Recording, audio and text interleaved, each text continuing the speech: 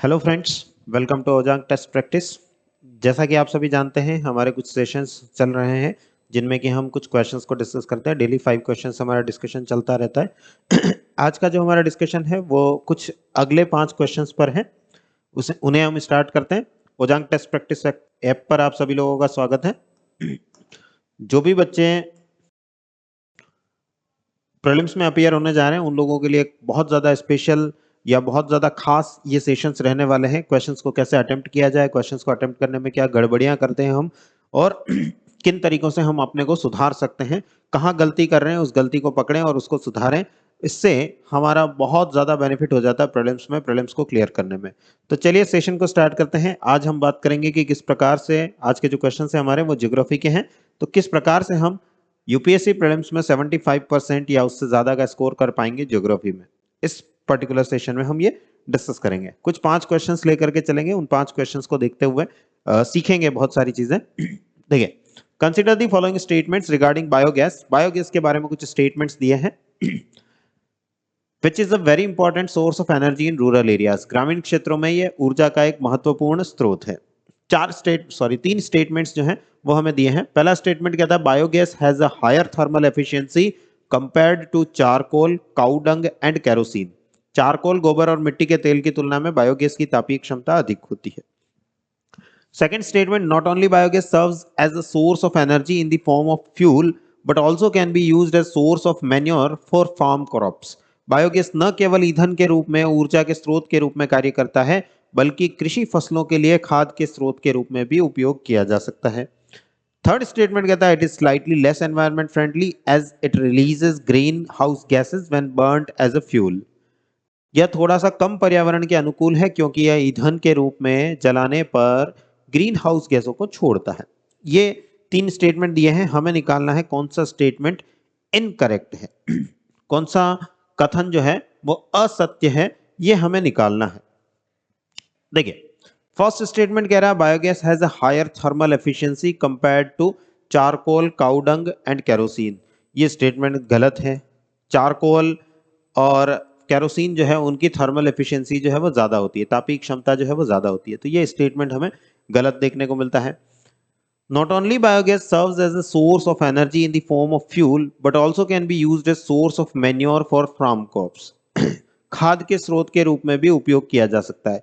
Biogas का नहीं किया जा सकता। बायोगैस है वो तो एक गैस का उपयोग जो है वो नहीं किया जा सकता खाद के रूप में। गैस के जो बाई प्रोडक्ट के रूप में हमें मैन्योर जो है वो देखने को मिलता है, खाद जो है वो देखने को मिलता है। तो यहां पर अगर हम देखें तो सॉरी, बायोगैस को हम इस तरीके से यूज में नहीं ला सकते। जो काऊ डंग जो होता है जिससे कि बायोगैस बनाई जाती है, वो काऊ डंग जो है उसको जरूर मैन्योर के रूप में काम में लिया जा सकता है। बायोगैस को खाद के रूप में आप काम में नहीं ले सकते। ये तो एक सिर्फ एक गैस है। It is slightly less environment friendly as it releases green house gases when burned as a fuel. जब इसको फ्यूल की तरह हम जलाते हैं, ईंधन की तरह जब हम जलाते हैं, तो ग्रीन हाउस गैसेज जो है वो रिलीज होती हैं, ग्रीन हाउस गैसें छोड़ती है। डेफिनेटली अंदर कार्बन मोनोऑक्साइड जो है वो प्रेजेंट होती है या मीथेन प्रेजेंट होती है। चाहे मीथेन प्रेजेंट हो, चाहे कार्बन मोनोऑक्साइड प्रेजेंट हो, इन सबको जलाया जाएगा तो कार्बन डाइऑक्साइड तो बनेगी ही बनेगी। तो कार्बन डाइऑक्साइड हमारी एक ग्रीन हाउस गैस भी है, जैसा कि आप जानते हैं। तो ये स्टेटमेंट हमारा पूरी तरीके से करेक्ट निकल करके आता है कि एनवायरमेंट फ्रेंडली के पॉइंट ऑफ व्यू से अगर हम बात करें, पर्यावरण के अनुकूलन के हिसाब से बात करें, तो ये थोड़ी सी ग्रीन हाउस गैसों को रिलीज करती है, तो कम पर्यावरण अनुकूल हमें देखने को मिलती है। अब क्योंकि हमसे पूछा गया क्वेश्चन क्या है, इनकरेक्ट कौन से हैं, इनमें से असत्य कौन से, इन कथनों में से। तो पहला और दूसरा, फर्स्ट एंड सेकंड स्टेटमेंट्स जो है वो हमारे इनकरेक्ट निकल के आते हैं। अगर हमसे करेक्ट स्टेटमेंट पूछा होता तो हमारा आंसर हो जाता 3 ओनली। लेकिन कई बार हम जल्दबाजी में यहाँ क्या पूछा गया है ये नहीं देखते, करेक्ट है कि इनकरेक्ट है, क्वेश्चन की डिमांड क्या है, और हम बस स्टेटमेंट पढ़ते हैं। हाँ, ये स्टेटमेंट हम देखते हैं 2 स्टेटमेंट जो है वो इनकरेक्ट है, हम यहाँ पे एलिमिनेशन मेथड लगाने लग जाएंगे कि 2 स्टेटमेंट जहां दिख रहा है उन दोनों को हटा देंगे और आंसर हम पहुंच जाएंगे 3 ओनली पे। गड़बड़ी ये कर जाएंगे। तो करेक्ट पूछा गया है, इनकरेक्ट पूछा गया है, सत्य पूछा गया है, असत्य पूछा गया है, ये बहुत ध्यान से देख करके फिर हमें क्वेश्चन को अटेम्प्ट करना है। तो यहां पर हमारा आंसर जो है वो निकल के आ जाता है A, that is 1 and 2 only. Next question जो है हमारा, which of the following statements is or are true about the low pressure monsoon trough. Low pressure monsoon trough जो होता है हिंदी में जिसे हम निम्न दाब का मानसून गर्त कहते हैं, उसके बारे में इनमें से कौन से कथन सत्य हैं? यहां देखिए पूछा गया है ट्रू, सत्य। तो सत्य की बात करेंगे कि कौन कौन सा सही है। It does not remain constant over north India, बिल्कुल सही बात है। नॉर्थ इंडिया के ऊपर ये स्थिर नहीं रहता, उत्तर भारत के ऊपर स्थिर नहीं रहता, ऊपर नीचे फ्लक्चुएट होता रहता है, नॉर्थ साउथ मूव करता रहता है। It moves north and south and affects the rainfall distribution in the country, वही उत्तर और दक्षिण की तरफ बढ़ता रहता है।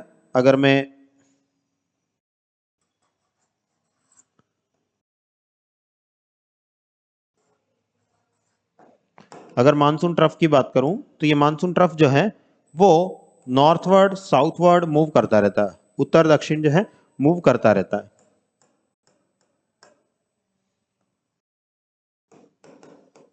इस तरीके से उत्तर दक्षिण जो है ये मूव करता रहता है, जिसकी वजह से रेनफॉल का डिस्ट्रीब्यूशन, वर्षा का वितरण जो है वो प्रभावित होता है। ये बात भी बिल्कुल सही है। It makes the monsoon rains discontinuous, मानसूनी बारिश को असंतत बनाता है, कभी बारिश हो रही है फिर नहीं हो रही है। हम ऐसा देखते हैं ना कि मानसून का जो सीजन आता है उसमें कंटिन्यूअस बारिश नहीं होती, ऐसा नहीं कि रोज बारिश हो ही जा रही है, हो ही जा रही, हो ही जा रही। कुछ दिन होती है, एक दिन दो दिन होती है, फिर बीच में गैप आता है, फिर दो चार दिन होती है, फिर गैप आता है, कभी 10-15 दिन का गैप आता है। वो सारे गैप्स जो हैं वो मानसून ट्रफ की वजह से होते हैं। तो ये स्टेटमेंट भी बिल्कुल सही है कि it makes the monsoon rains discontinuous. तो फिर हमारा आंसर निकल के आ जाएगा ऑल ऑफ द अबव। ऊपर जो तीनों बातें कही गई हैं वो तीनों की तीनों सत्य हैं। ट्रू पूछा गया है तो तीनों की तीनों बातें जो हैं वो सत्य हो जाएंगी, ट्रू हो जाएंगी। Next question, which of the following statement is or are true. फिर से चार स्टेटमेंट हमें दिए हैं, उनमें हमें देखना है कि कौन से ट्रू है। The mean solar day is about 4 minutes longer than the sidereal day. मध्य सौर दिवस नक्षत्र दिवस से लगभग 4 मिनट बड़ा होता है।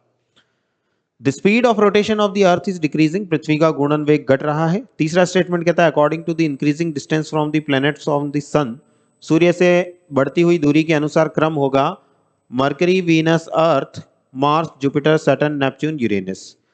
बुध, शुक्र, पृथ्वी, मंगल, बृहस्पति, शनि, अरुण, वरुण। मतलब सूर्य से दूर जाते जाएं अगर हम, ये सन है, तो इसके बाद पहले मरकरी आएगा, फिर वीनस आएगा, फिर अर्थ आएगी, फिर मार्स आएगा। ऐसे ऐसे क्रम पूछ रहा है, ऑर्डर पूछ रहा है। ये स्टेटमेंट जो है ये ऑर्डर बता रहा है। The order of planets in the decreasing order of their size, आकार के अनुसार अगर हम घटते क्रम में जमाएं तो Jupiter, Saturn, Uranus, Neptune, earth, Venus, Mars and mercury, ये चार स्टेटमेंट हमें दिए हुए हैं। कौन सा सही है ये हमको देखना है। देखिए मीन सोलर डे और सिडियल डे जो होता है, सौर दिवस और नक्षत्र दिवस जो होता है, उन दोनों में 4 मिनट का अंतर होता है, ये बात हम जानते हैं। और सोलर डे जो है वो हमेशा 4 मिनट ज्यादा होता है, सिडियल डे नक्षत्र दिवस जो है वो 4 मिनट हमेशा कम निकल के आता है। तो ये स्टेटमेंट तो हमारा करेक्ट है। The speed of rotation of the earth is decreasing, पृथ्वी का घूर्णन वेग जो है, जितनी स्पीड से पृथ्वी घूम रही है, रोटेट हो रही है, वो रोटेशन की स्पीड जो है वो कम होती जा रही है। बिल्कुल सही बात है, ये स्पीड जो है वो भी समय के साथ में धीरे धीरे धीरे धीरे कम होती जा रही है। According to the increasing distance of the planet of from the sun, सूर्य से अगर हम दूरी, बढ़ती हुई दूरी की बात करें तो क्या ऑर्डर होगा? पहले मरकरी आता है, देन वीनस, देन अर्थ, देन मार्स, देन पूरा हमारा एस्टेरॉइड बेल्ट आता है, देन जुपिटर, फिर सैटर्न, फिर नेपच्यून और फिर यूरेनस। बिल्कुल सही ऑर्डर है, तो ये भी स्टेटमेंट हमारा करेक्ट निकल करके आता है। साइज के अकॉर्डिंग अगर हम बात करें तो जुपिटर सबसे बड़ा है, सैटर्न उससे छोटा है, देन यूरेनस आता है, देन नेपच्यून आता है, देन अर्थ आती है, देन विनस आता है, देन मार्स आता है और देन मरकरी आता है। तो ये स्टेटमेंट भी हमारा सही निकलता है। चारों के चारों स्टेटमेंट जो हमें दिए हैं, चारों के चारों कथन जो हमें दिए हैं वो सारे के सारे सत्य निकल करके आते हैं। और हमें पूछा ही सत्य है, ट्रू कौन सा है, सत्य कौन सा है, यही हमसे पूछा गया है। क्वेश्चन की डिमांड ही यही है। तो फिर आंसर हमारा निकल के आ जाएगा 1, 2, 3 एंड 4, चारों के चारों स्टेटमेंट सही दिखाई देते हैं। Next question, which of the following statements are correct regarding monsoonal rains. मानसूनी वर्षा जो होती है, मानसूनल रेन्स जो होती है, उसके बारे में कौन से कथन सही हैं, करेक्ट हैं, ये हमसे पूछा गया है। क्वेश्चन की डिमांड है ये। पहला स्टेटमेंट कहता है the amount of this rainfall decreases with increasing distance from the sea. सागर से जैसे जैसे दूरी बढ़ती जाती, समुद्र से दूरी जैसे जैसे बढ़ती जाती है, वर्षा की मात्रा कम होती जाती है। बिल्कुल सही बात है। अगर हम भारत में भी देखें तो मॉनसून जब आता है तो इस क्षेत्र में जब आता है तो अच्छी खासी बारिश आती है, थोड़े और अंदर जाएं तो कम होगी, थोड़े और अंदर जाएं, प्लेन एरियाज में जैसे जैसे हम जाते हैं वैसे वैसे और कम होती हुई हमें दिखाई देती है। तो एक नॉर्मल सा फिनोमिनन काम करता है कि कोस्टल एरिया जो होते हैं, तटीय क्षेत्र जो होते हैं, वो ज्यादा बारिश गेन करते हैं। जैसे जैसे हम कोस्टल एरिया से अंदर की तरफ बढ़ते हैं, कोस्ट से दूरी, तट से दूरी जैसे जैसे बढ़ती जाती है, वैसे वैसे बारिश की मात्रा कम होती जाती है। तो ये स्टेटमेंट तो हमारा करेक्ट निकल करके आता है। There is a lot of torrential rain in winter. देखिए सर्दी की बात कर रहा है, शीत ऋतु में या सर्दियों में काफी मूसलाधार बारिश होती है, which causes extensive soil erosion. देखिए अगर मूसलाधार टॉरेंशियल रेनफॉल होगी तो एक्सेसिव सॉइल इरोजन जो है वो तो हमें देखने को मिलेगा, व्यापक मात्रा में मृदा अपरदन तो हमें देखने को मिलेगा। लेकिन सर्दियों में कहां होती है भाई? मॉनसूनल रेन्स की बात हो रही है, मानसूनी वर्षा के बारे में बात हो रही है, और हम जानते हैं कि मॉनसूनल रेन्स किस टाइप की रेन्स होती हैं। पीरियडिक मॉनसून जो है वो पीरियडिक विंड्स में आता है, सामयिक पवन है हिंदी में जिनको हम कहते हैं सामयिक पवन है, समय के अनुसार चलने वाली पवन है। और मॉनसून का पूरी एक ऋतु आती है, पूरा एक सीजन आता है जिसमें कि ये मॉनसून जो है वो इंडिया को आकर के अफेक्ट करता है, जो कि हम जानते हैं कि जून के आसपास से स्टार्ट होता है। और अगर हम रिट्रीटिंग मॉनसून को भी करें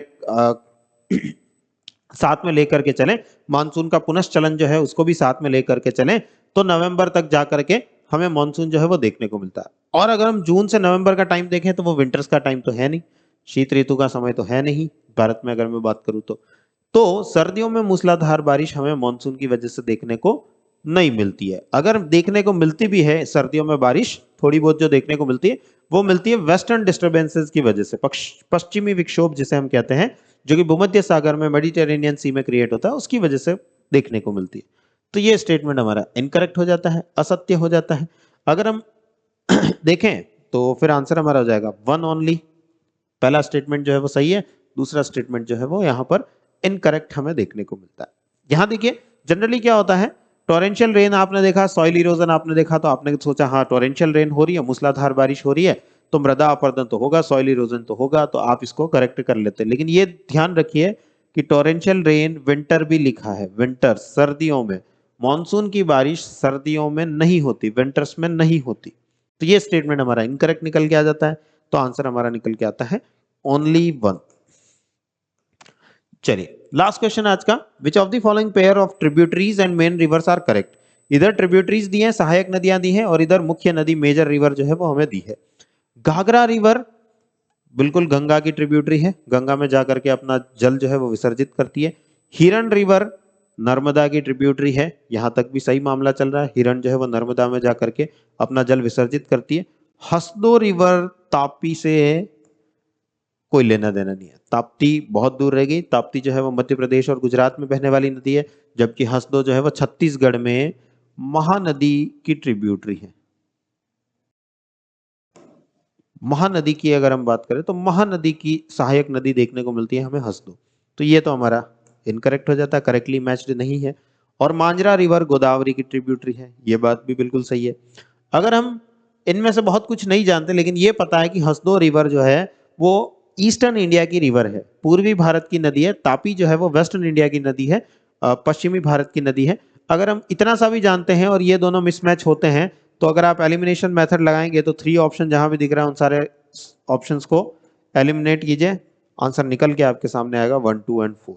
दूसरों के बारे में कहीं कंफ्यूजन हो रहा है, मान लीजिए घाघरा गंगा की है ये आपको पता है, लेकिन हिरण नर्मदा की है कि नहीं, नहीं पता, या मांजरा गोदावरी की है कि नहीं, नहीं पता। लेकिन अगर ये कंफर्म है कि हसदो जो है वो बहुत ईस्ट में बहने वाली रिवर है, और तापी जो है वो वेस्ट में बहने वाली रिवर है, पश्चिम में बहने वाली रिवर है, तो ये दोनों तो एक दूसरे की ट्रिब्यूटरी नहीं हो सकती, हसदो ताप्ती की ट्रिब्यूटरी नहीं हो सकती। इतना पता होते ही आंसर जो है वो आपके सामने निकल के आएगा एलिमिनेशन मेथड लगाने पर। तो इससे हमारा आंसर जो है वो निकल के आता है 1, 2 एंड 4। पहली, दूसरी और चौथी रिवर जो है वो आपस में कनेक्टेड है। तो ऐसे ही अगर आप क्वेश्चंस जो हैं उनकी और प्रैक्टिस करना चाहते हैं, तो हमारे करंट अफेयर्स की टेस्ट सीरीज जो है वो आप लोगों के लिए अवेलेबल है, जिसमें कि लास्ट 18 मंथ्स के करंट अफेयर, 18 महीनों के करंट अफेयर्स जो है वो आपको अवेलेबल करवाए जाएंगे, उनसे टॉपिक्स लेकर के क्वेश्चंस बनाए गए हैं। 1500 प्लस क्वेश्चंस, 1500 से ज्यादा क्वेश्चंस जो हैं वो आपको दिए जाएंगे मात्र ओनली 500 रुपीज में, सिर्फ 500 रुपए में आपको जो है ये सारे क्वेश्चंस जो है प्रोवाइड किए जाएंगे। और अगर आप NCERT test series static part को चेक करना चाहते हैं कि हमारा स्टैटिक पार्ट जो है वो कितना अच्छा है, उसे चेक करना चाहते हैं, तो 1000 से भी ज्यादा क्वेश्चंस आप लोगों के लिए प्रीलिम्स के क्वेश्चंस जो हैं वो अवेलेबल करवाए गए हैं इस टेस्ट सीरीज के अंदर। आप इसे ज्वाइन कर सकते हैं, वो भी मात्र 500 रुपीज में।